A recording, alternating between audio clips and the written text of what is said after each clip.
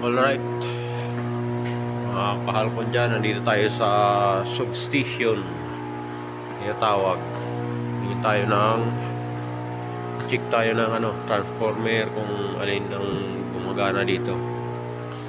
Dito mga meter. Yan.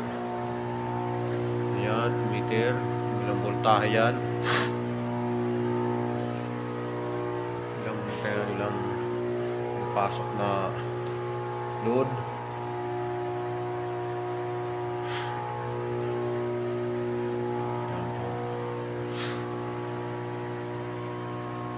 Nakatambay ito. Tambay. At ito ganun din. Tambay rin yan. Ayan, tangke, delikado yan pag nag-alarm yung fire. Ubus ang laman yan. Kano ang halaga niyan? Nasa 50,000 real. Ayan natin transformer. Dito yung transformer. Oh, hindi gumagana yung isa. Isa lang ang gumagana. Ito, hindi gumagana to.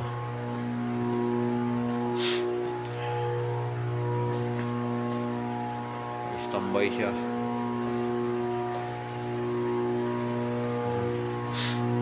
Wala gumagana. Itong isa. Alam mo kung ilang voltahe ang niyan? 13,000 volts. Voltahe niyan. 13,000 volt. Voltage.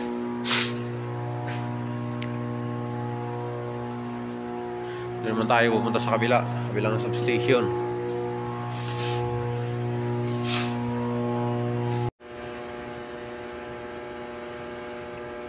Okay, dito naman tayo sa kabilang substation.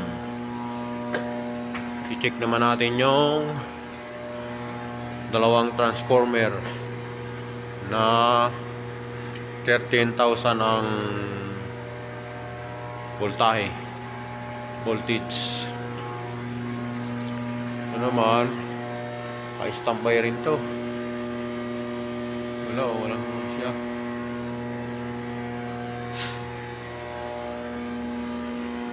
Dito wala, off siya. Dito wala, may supply, mayroong reading. May ilaw siya sa baba. Ito ilaw yan. Walang ilaw, walang supply yan. Ito walang supply. Ito walang supply. Ito wala rin supply. Ganun din to. Wala siyang reading. Naka-standby lang yan. Gumagana lang ng transformer niya ang isa lang. Doon gumagana, pula siya. Yan. Pula siya. Yan. Gumagana. Yung sinasabi ko kanina, yung tangke na yan. Oras na mag-alarm yan. Alarm dito. Ang fire. Ubus ang laman yan. Magkano halaga yan? Sa 50,000 ang isa. Napaka-importante yan. Ito yung transformer. 13,000 volt. Transformer. Ayan o. Transformer. Lang yung gumagana.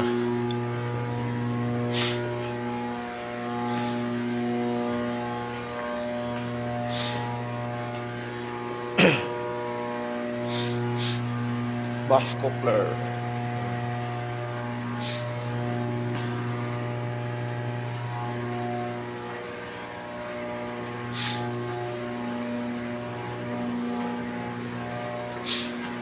Tayo.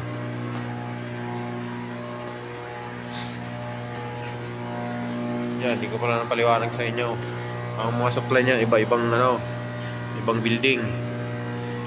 Ibang building ang ano yan, supply. Mga punta yan, mga supply ng ano yan. Ang kuryente niyan.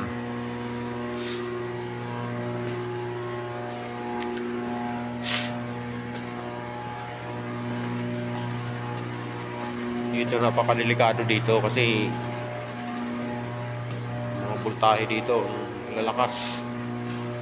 Mga delikado, kailangan naka-safety ka rito magbuwan. Safety shoes, uniform mo. Kailangan naka-safety.